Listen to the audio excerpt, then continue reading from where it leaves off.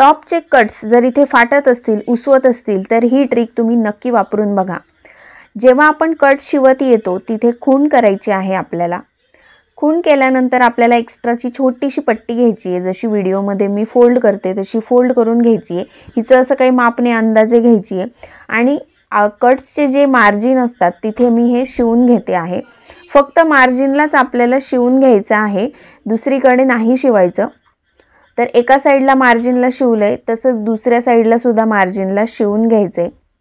एक्स्ट्राचा भाग कट करायचा आहे आणि मग नेहमीप्रमाणे आपण जसं टॉपचे साइड फोल्ड करतो तसं फोल्ड करून घ्यायचंय।